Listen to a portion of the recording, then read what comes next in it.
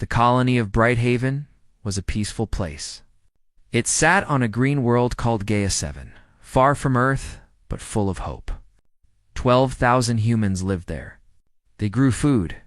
They built homes.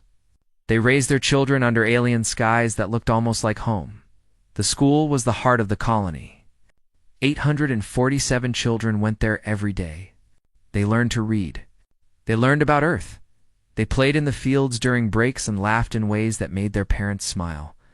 Life was simple and good. Dr. Kim Yuna ran the medical center.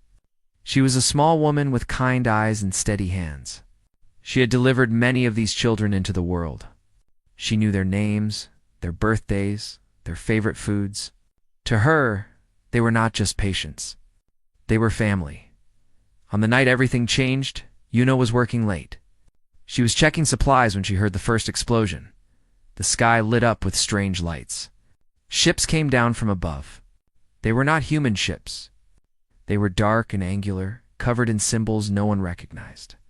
The Veth had arrived. The Veth were tall beings with gray skin and 4 arms. They had heard of humans, but never met them. To the Veth, humans were weak creatures, soft, emotional, perfect for labor. And human children, they believed, would make the best workers. Young enough to train, strong enough to last, they came with weapons that made no sound. Soldiers moved through the streets like shadows. They went straight for the housing blocks where families slept. They broke down doors. They pushed parents aside. They took the children. Park Miso was 9 years old. She woke up when a gray hand grabbed her arm. She screamed for her mother. Her mother ran toward her, reaching out crying. A Veth soldier knocked her down with one swing. Miso was carried away into the night, still screaming. Jung-sung was 11. He tried to fight. He kicked and bit and yelled. A Veth looked at him with cold eyes and said something in their language. Another soldier hit Sung on the head. He went quiet. They threw him into a transport ship with dozens of other children. Some children did not make it to the ships. A boy named Baek-jun was only 6. He was small and sick with a fever that night. When the Veth grabbed him, they scanned his body with a device. The device beeped red. The soldier looked at June for a moment. Then he dropped him on the ground and shot him with a beam of light. June did not move again. 30-4 children were killed that night. Too sick, too young, too difficult. The Veth did not see them as lives. They saw them as broken tools, not worth carrying. 203 children were taken. When morning came, Brighthaven was silent. Parents walked through the streets like ghosts. They called names that no one answered. They found small shoes in the dirt. Toys dropped in panic. Blood on doorsteps. Dr. Kim Yuna found the bodies. She walked into the community center where the Veth had gathered the rejected children before killing them. She saw them lying on the floor. Small bodies. Still faces. Some still wore their sleeping clothes. One girl clutched a stuffed rabbit. Yuna fell to her knees. She had delivered that girl 3 years ago. She had held her in her arms and told her mother that she was healthy and beautiful. Now she was gone. Yuna did not scream. She did not cry. Something inside her went cold and hard like ice. She stood up, walked to the communication room, and sent a message to Earth. Her voice was flat and empty. This is Dr. Kim Yuna of Brighthaven Colony. We have been attacked. Our children have been taken. Many are dead. Send help. Send everyone. 18 hours later, a ship appeared in orbit. The UEF patrol vessel Vigilance had come. Captain Park Tae came down to the surface with his officers. He was a tall man with a hard face and calm eyes. He had fought in 3 wars. He had seen death many times. But nothing prepared him for Brighthaven. He walked through the colony in silence.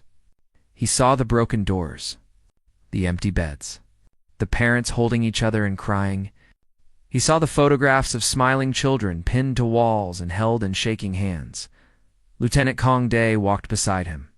He was young and had never seen anything like this. His hands trembled. His voice cracked when he spoke. Sir, who did this? We will find out, Park Tae said. They reached the community center. The bodies had been covered with white sheets, but the shapes were still clear. Small shapes. Too small. Park Tae stopped walking. He stood there for a long time. An old woman approached him. Her name was Grandmother. Oh, she had lost 2 grandchildren that night. Her eyes were red but dry. She had no more tears left. Captain, she said, they took our babies. They killed them like animals. What will you do? Park Tae looked at her. Then he looked at the white sheets on the floor. He knelt down beside the smallest one. With gentle hands, he lifted the corner of the sheet. He saw a small face. A boy, maybe 5 years old. He had freckles on his nose. Park Tae put the sheet back down. He stood up slowly. Find out who did this, he said to Kang Dae. His voice was quiet but heavy like thunder before a storm. Find out their names, their home, their leaders, everything. And then, sir? Park Tae turned to look at his officer. His eyes were no longer calm. They burned with something dark and ancient. Something that humans had carried inside them since the beginning of time. And then he said, we make sure they never harm another child again. Every last one of them. The hunt had begun. The message from Brighthaven reached Earth in 3 days. It traveled across the stars at the speed of light, carrying words that would change everything. Admiral Choi Hoon received it first. He was the supreme commander of the United Earth Fleet. He had served for 40 years. He had gray hair and a face full of lines from years of hard decisions. He sat in his office and watched the video from Dr. Kim Yuna. He saw the bodies. He heard the numbers. 203 taken. 34 dead. His hands gripped the edge of his desk until his knuckles turned white. He played the video again and again. Each time, his jaw tightened more. Within hours, the news spread across Earth and every human colony. People watched on screens in their homes, their offices, their ships. They saw photographs of the children. They heard the crying of parents. They watched as a mother held up a small dress and begged for someone to bring her daughter back. The reaction was immediate. In Seoul, people gathered in the streets. They held candles and pictures of the children. In New York, crowds stood in silence for hours. In the colonies on Mars and Titan, workers stopped what they were doing and wept. Then the grief turned into something else. Director Bae. Mina led the Earth's intelligence services. She was a small woman with sharp eyes and a sharper mind. She worked through the night, pulling together every piece of information about the attackers. The Veth Dominion. She reported to Admiral Choi Hae-in the next morning. They control 8 star systems about 200 light-years from Gaia 7. Population of 40 billion. Military strength, approximately 600 warships. Why did they attack us? The Admiral asked. They wanted slaves.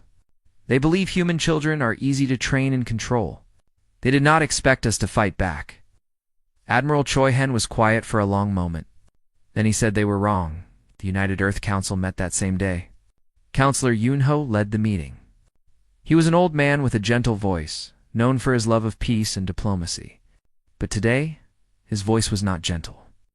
We have received a message from the Galactic Assembly, he told the council. They are asking us to show restraint. They want us to pursue diplomatic solutions. The room erupted in angry voices.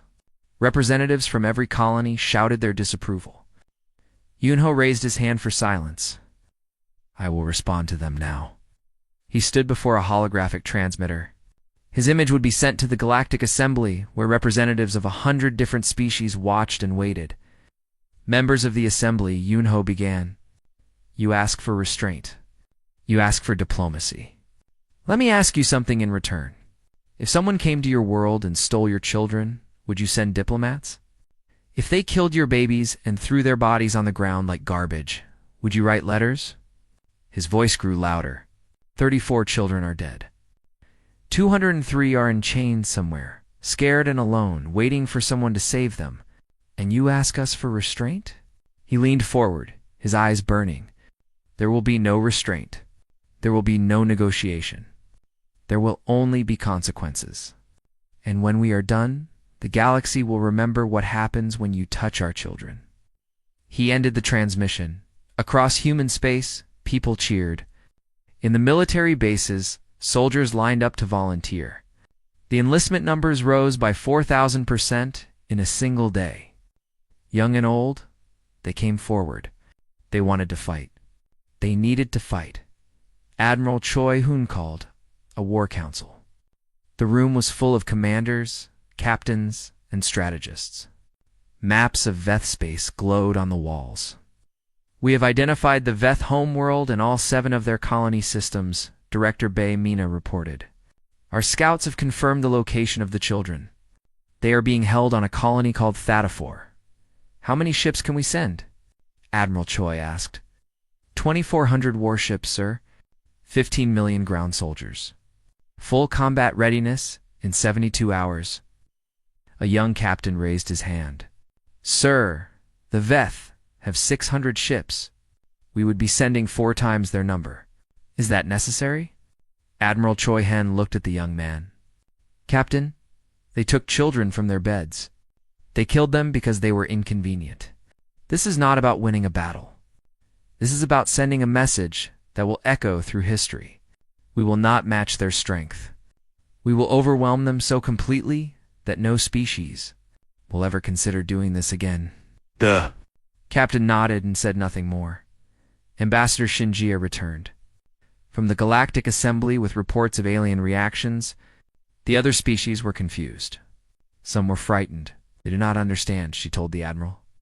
They see humans as friendly traders, peaceful explorers. They never imagined we could be like this.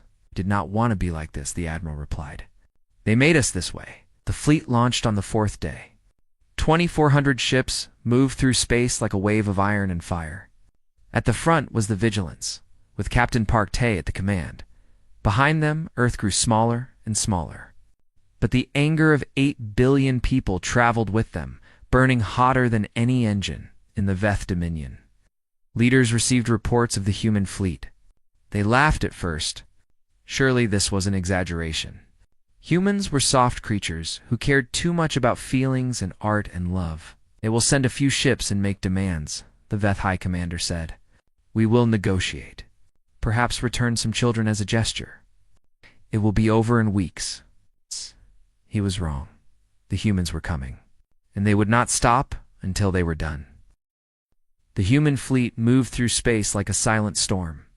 At the front, Captain Park Tae stood on the bridge of the Vigilance and watched the stars pass by.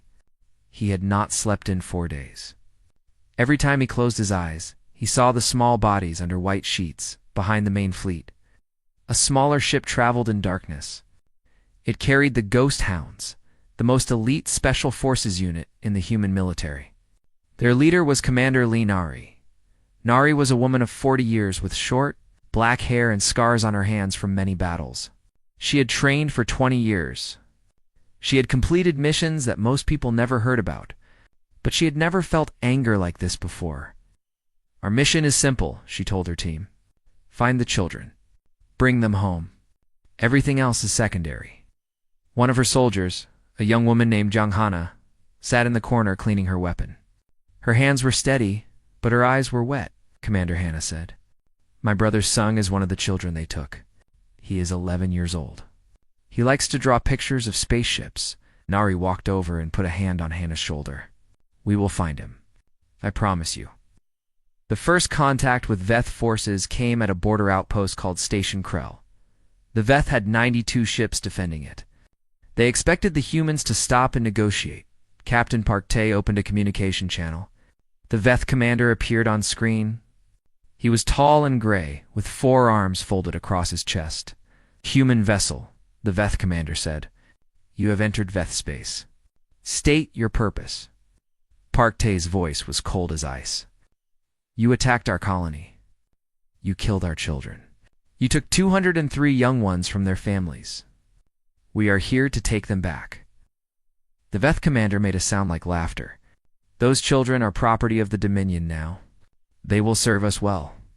If you wish to negotiate their return, send your diplomats. We may release some as a gesture of goodwill."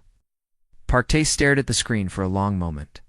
Then he said there will be no negotiation. He ended the communication. The battle lasted 47 minutes. Human ships moved with perfect coordination. They had trained for years. They had fought wars among themselves and learned from every mistake. Now they turned all that skill against the Veth. Pilot Sergeant Oh Woo flew his fighter through the chaos. His call sign was Storm. He had grown up in a small fishing village on Earth, dreaming of flying among the stars. Now he flew with tears on his face and fire in his heart. "This is for the children," he said, as he destroyed a Veth warship with a precise shot. "This is for every parent who will never hold their baby again." When the battle ended, the humans had lost 3 ships. The Veth had lost 80-9. The surviving Veth sent panicked messages back to their homeworld. The transmissions were intercepted by human intelligence. "They fight like nothing we have ever seen," one Veth officer reported. "They do not stop. They do not retreat. They do not accept surrender. They keep coming and coming until there is nothing left." Another transmission said, "We underestimated them. They are not soft. They are something else entirely. Something terrifying." Veth High Commander finally began to understand his mistake. But it was too late. The Ghost Hounds reached Thadafor ahead of the main fleet. Commander Lee Nari and her team landed in darkness on the far side of the planet. They moved through the night like shadows. The labor facility was a gray building surrounded by fences and guards. Inside, 169 children were held in small rooms. They had been there for weeks. They were tired and scared. Some had stopped talking. Some cried every night. Jung Sung sat in a corner of his cell. His face had a bruise from where a guard had hit him, but he had not given up hope. Every night, he drew pictures in the dust on the floor. Spaceships, his sister Hannah, his home on Brighthaven.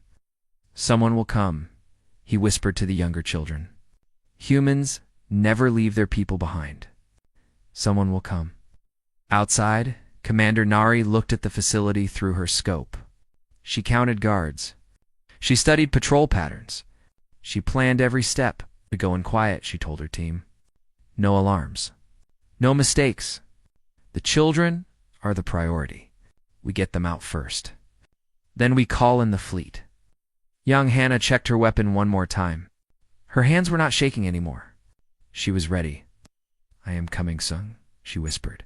"I am coming." At midnight, the Ghost Hounds moved in. They cut through fences without a sound. They took down guards before they could call for help. They moved through hallways like ghosts, their weapons making only soft sounds. Commander Nari reached the first cell block. She saw the children inside huddled together in the darkness. When she opened the door, they looked up with frightened eyes. "It is okay," she said softly. "We are human. We are here to take you home." A little girl began to cry. But it was not sad crying. It was relief. In another part of the facility, Jung Hannah found her brother's cell. She opened the door and saw him sitting against the wall, thin and tired but alive. "Sung," she said. He looked up. His eyes went wide. "Hannah." She ran to him and wrapped her arms around him. She held him tight and did not let go. "I told them," Sung whispered. "I told them someone would come." Outside, Commander Nari sent a single message to Admiral Choi Han. "Children secured. 169 survivors. Ready for extraction?" The Admiral's response came immediately. "Well done. Get them to safety. Then stand back." He paused before his final words. "We are coming, and we will burn everything else." The evacuation shuttles lifted off from Thadafor just as the sun began to rise. Inside, 169 children sat wrapped in blankets, drinking warm soup and holding the hands of soldiers who had come to save them. "Commander." Lee Nari carried 3 small children in her arms as she walked to the last shuttle. They were too weak to walk on their own. One of them, a boy of about 5, looked up at her with tired eyes. "Are we going home?" He asked. "Yes," Nari said softly. "You are going home." Jung Hana sat beside her brother Sung in the shuttle. She had not let go of his hand since she found him. He was thin and had dark circles under his eyes, but he was alive. That was all that mattered. I knew you would come, Sung said again. I never stopped believing. Hannah smiled through her tears. I will always come for you, always. The shuttles docked with a medical ship, waiting in orbit. Doctors and nurses rushed to help the children. They gave them food, clean clothes, and soft beds. They treated wounds and held crying kids who finally felt safe, enough to let their fear out. Dr. Kim Yuna had traveled with the fleet. She wanted to be there when the children returned. When she saw them walking off the shuttles, she fell to her knees and wept. Welcome back, she whispered. Welcome back, my little ones. Ow! But the mission was not over. The children were safe, but justice had not yet been served. Admiral Choi Hoon gave the order from his command ship. His voice was calm and heavy. All vessels, begin the operation. Spare no military target. Show no mercy to those who showed none to our children. The human fleet moved forward like a wave of destruction. The first Veth colony world fell in 6 hours. Human ships surrounded it and destroyed every military base, every weapons factory, every government building. The Veth defenders fought hard, but they were overwhelmed by the sheer number of enemies. Captain Park Tae led the attack on the second colony. He remembered the small body under the white sheet, the freckles on the dead boy's nose. He fought with cold precision, never hesitating, never slowing down. Sir, the enemy is requesting surrender, Lieutenant Kong Dae reported. Denied, Park Tae said. Continue the attack. One by one, the Veth colonies fell. Military installations burned.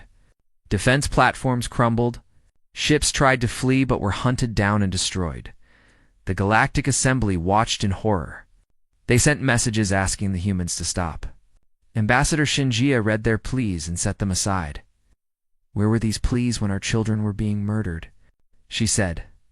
Where was the Assembly's concern when babies were thrown away like garbage? We will stop when we are finished. Not before. The Veth government made its first official attempt at surrender on the 9th day of the war. The Veth High Commander sent a message directly to Admiral Choi Han. We admit our mistake, the message said. The attack on your colony was wrong. We are willing to pay reparations. We will punish those responsible. Please, let us end this war. Admiral Choi Han read the message. Then he deleted it. They did not ask permission before taking our children, he said. They do not get to ask for mercy now. The fleet reached the Veth homeworld on the 12th day. 800 human warships surrounded the planet. It was a large world with great cities and billions of inhabitants. The Veth had built their civilization here for thousands of years now. It was surrounded by enemies, who had come from across the stars to deliver. Justice, the Veth Emperor, himself broadcast a message to the human fleet. He was an old creature with 4 arms and a crown of metal on his head. His voice trembled as he spoke. Please, he said. This was the work of a few rogue commanders. Our people are innocent. We did not all support this action. Show mercy, and we will do whatever you ask, Captain Park Tae responded. His face appeared on screens across the Veth homeworld. He looked at the Emperor with eyes that held no warmth. You knew, Park Tae said? Your government approved the raid? Your military carried it out. Your people celebrated when they heard human children would become your slaves. Every institution in your empire enabled the suffering of innocent kids. He paused. There is no mercy for those who prey on the innocent. The bombardment began. Human ships fired on military targets across the planet. Defense systems, government buildings, weapons factories, communication centers. One by one, the symbols of Veth power were reduced to rubble. The Veth fleet tried to fight back. It was a brave attempt, but hopeless. They were outnumbered and outmatched. Within hours, their ships were burning in orbit. The bombardment lasted 3 days. When it was over, the Veth Dominion was no more. Their homeworld was in ruins. Their colonies were broken. Their fleet was destroyed. 40 billion individuals had been reduced to scattered survivors with no home to return to. A small number of Veth were allowed to live. They would be refugees now, wandering the galaxy with nothing. They would carry the memory of what happened for the rest of their lives. Admiral Choi Hun made one final broadcast to the galaxy. His words were translated into every language and sent to every corner of known space. "Let this be a lesson," he said. "Humanity does not seek war. We want peace. We want to explore and trade and make friends among the stars. But we protect our children with everything we have. If you harm them, there is no corner of the universe where you can hide. We will find you. We will end you. This is not a threat. It is a promise." The message ended. The fleet began the long journey home. In the medical ship, Jung Sung looked out a window at the stars. His sister Hannah stood beside him. "Is it over?" He asked. "Yes," Hannah said. "It is over. You are safe now." Sung nodded slowly. Then he pulled out a small piece of paper. On it, he had drawn a picture of a spaceship flying toward Earth. "I want to go home," he said. Hannah smiled and hugged him close. "We are going home." 10 years passed. The galaxy had changed. The empty space where the Veth Dominion once stood was now just a dark spot on star maps. No one traveled there anymore. No one wanted to remember, but everyone remembered the lesson. The Galactic Assembly created new laws in the first year after the war. They called them the Bright Haven Accords. These laws protected the children of all species. No government could harm, enslave, or abuse the young of any civilization. The punishment for breaking these laws was complete. Isolation from galactic trade and travel. Every species signed the accords. No one argued. No one refused. On Gay 7, the colony of Bright Haven had been rebuilt. The streets were clean again. The fields were green again. Families walked through the parks, and children played under the trees. But a new building stood in the center of town. It was made of white stone and surrounded by flowers. Inside, 34 names were carved into the wall. The names of the children who never came home. Every year on the anniversary of the attack, people gathered at the memorial. They brought flowers and candles and photographs. They spoke the names of the lost children out loud, so they would never be forgotten. Dr. Kim Yuna came to the memorial every year. She was older now, with gray in her hair and more lines on her face, but her eyes were still kind. She ran a recovery center for the survivors of the attack. Many of them were teenagers now. She helped them heal from their memories and build new lives. "Some wounds never fully close," she often said, "but we can learn to live with them. We can find joy again." Jung Sung was 19 years old now. He had grown tall and strong. The bruises on his face were long gone, but he still had nightmares sometimes.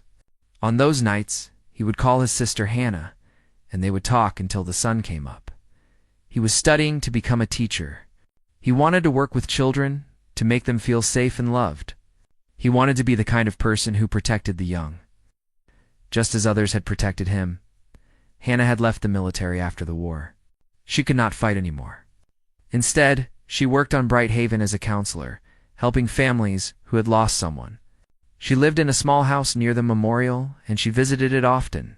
Commander Lee Nari had retired too. She lived in a quiet place on Earth, in a house by the sea.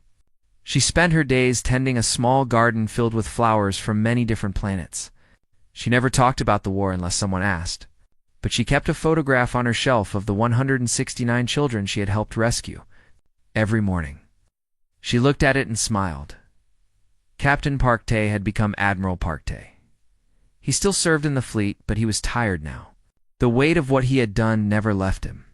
He did not regret it, but he carried it with him always. On the 10th anniversary, he came to Bright Haven for the memorial ceremony. The whole colony gathered to hear him speak. He stood before the crowd in his uniform, looking at the wall of names. 10 years ago, he began, we lost 34 children. They were killed because someone saw them as things instead of people. They were killed because a distant empire thought our love made us weak. He paused and looked out at the crowd. Survivors of the attack stood with their families.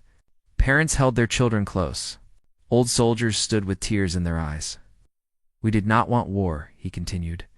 We never want war.